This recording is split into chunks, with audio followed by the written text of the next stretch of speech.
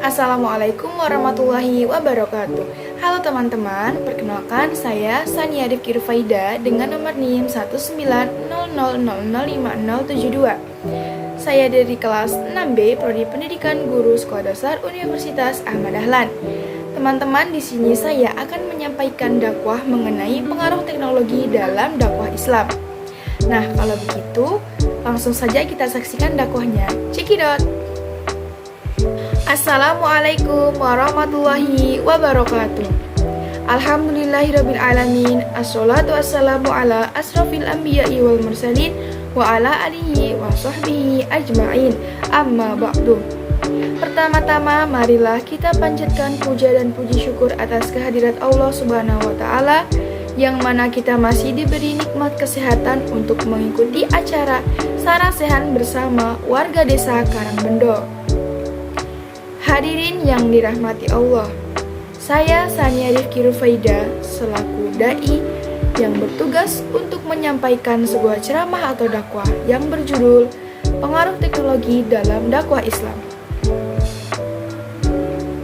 Para hadirin yang dirahmati Allah, kita sebagai makhluk sosial yang haus akan ilmu pengetahuan dan kemajuan teknologi, kita diperintahkan untuk tidak berhenti menimba ilmu pengetahuan baik yang digital maupun non-digital. Digital dan non-digital itu maksudnya apa sih? Nah, digital itu yang dimaksud dengan digital adalah secara online atau melalui teknologi, dan non-digital itu secara langsung seperti saat ini. Proses pencarian ilmu pengetahuan ini merupakan suatu hal yang menjadi kewajiban dari setiap manusia. Hal ini masuk ke dalam akidah dan keimanan yang dijalankan oleh manusia. Dari hal tersebut telah dijelaskan di dalam surat Al-Mujadalah ayat 111 mengenai ilmu pengetahuan yang berbunyi A'udzubillahi minasyaitonirrajim. Bismillahirrahmanirrahim.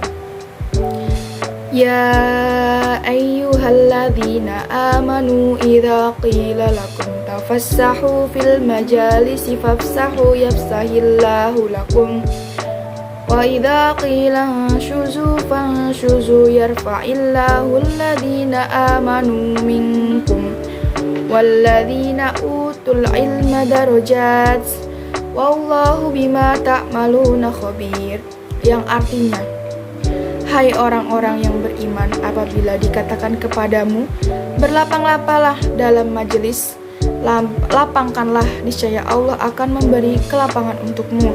Dan apabila dikatakan berdirilah kamu, maka berdirilah, niscaya Allah akan meninggikan orang-orang yang beriman di antaramu, dan orang-orang yang berdiri yang diberi ilmu pengetahuan beberapa derajat. Dan Allah Maha mengetahui apa yang kamu kerjakan. Di zaman sekarang, banyak sekali media penyebaran ilmu pengetahuan. Kemajuan teknologi yang semakin pesat. Dan hal ini menjadi event di mana manusia dikenalkan dengan penggunaan barang-barang yang serba canggih, yang tentunya memudahkan manusia untuk melakukan kegiatannya sehari-hari. Terlepas dari penjabaran di atas, perkembangan teknologi ini dapat terbagi menjadi berbagai macam. Salah satunya di bidang digitalisasi, atau bisa dikatakan istilah dari teknologi ini dapat diketahui dengan berbagai macam. Salah satunya yaitu digitalisasi, yang artinya perubahan alih media dari media cetak, audio maupun video menjadi digital. Digital ini bisa dikatakan dalam bentuk file. Dari kemajuan teknologi yang telah diterima oleh masyarakat dunia, dampak baiknya di dalam keagamaan adalah kebebasan untuk mencari ilmu pengetahuan. Dan ilmu pengetahuan ini dapat diterapkan melalui ceramah-ceramah yang disampaikan oleh dai-dai. Di dalam dunia Islam, pendidikan dikenal dengan istilah tarbiyah dengan arti pendidikan. Dan di dalam dunia pendidikan, dakwah termasuk dalam metode yang digunakan karena bersifat mengajak dan memberikan esensi baik di lingkup pengetahuan. Hadirin yang berbahagia, perlu kita ketahui, dakwah menjadi jantung bagi umat Islam untuk menyebarkan ilmu pengetahuan. Setiap muslim yang hidup dalam lingkup sosial wajib untuk melakukan dakwah karena hal itu akan memberikan esensi baik bagi setiap manusia. Hal ini diatur di dalam surat Ali Imran ayat 104 yang berbunyi, A'udzu billahi minasyaitonirrajim. Bismillahirrahmanirrahim. Wal takum minkum ummatun yad'una ilal khairi wa ya'muruna bil ma'rufi wa yanhauna 'anil munkar wa ulaika humul muflihun. Yang artinya, dan hendaklah di antara kamu ada segolongan orang yang menyeru kepada kebajikan, menyuruh berbuat yang ma'ruf dan mencegah dari yang mungkar, dan mereka itulah orang-orang yang beruntung. Hadirin yang berbahagia, pasti jenengan pada suka kan nonton ceramah dari YouTube? Karena apa? Karena dari YouTube durasinya lebih lama dan ilmu yang disampaikan itu lebih jelas. Jadi YouTube menjadi sasaran utama atau media online penyebaran ilmu dakwah yang disukai atau difavoritkan oleh orang-orang. Di zaman sekarang ini banyak sekali media penyebaran dakwah, baik itu YouTube, Facebook, Twitter, dan yang lain-lain, yang tentunya memberikan efek baik untuk kita sebagai pendengar atau audiens.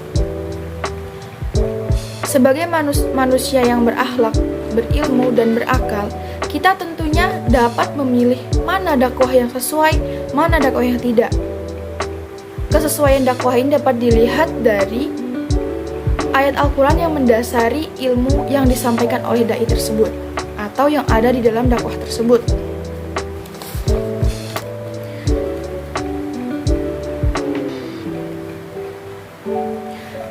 Dakwah yang dapat diterima tentunya yang berisi mengenai ayat Al-Quran, yang hal itu sudah jelas pasti dijadikan sebagai dasar dari apa yang telah disampaikan.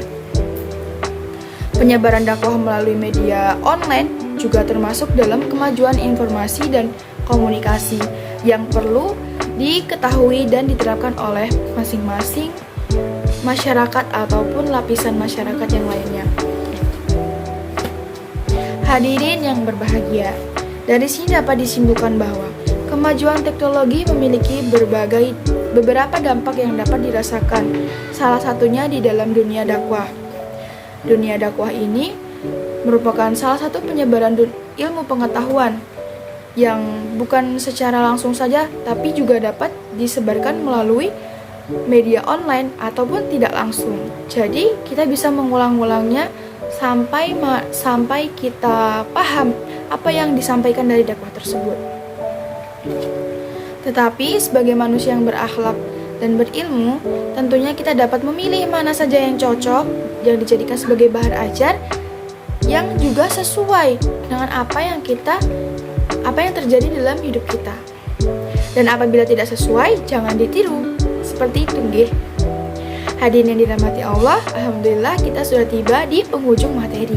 Semoga apa yang saya sampaikan bisa diterima dan diamalkan dalam dunia kehidupan. Dan semoga apa yang telah dicontohkan dan dijelaskan seperti di dalam surat Al-Quran tadi dapat diterima dengan baik dan penggunaan media yang diberikan tidak disalahgunakan. Seperti itu. Saya memiliki sebuah pantun, mohon didengarkan. Burung irian, burung cendrawasih. Cukup sekian, terima kasih. Wassalamualaikum warahmatullahi wabarakatuh.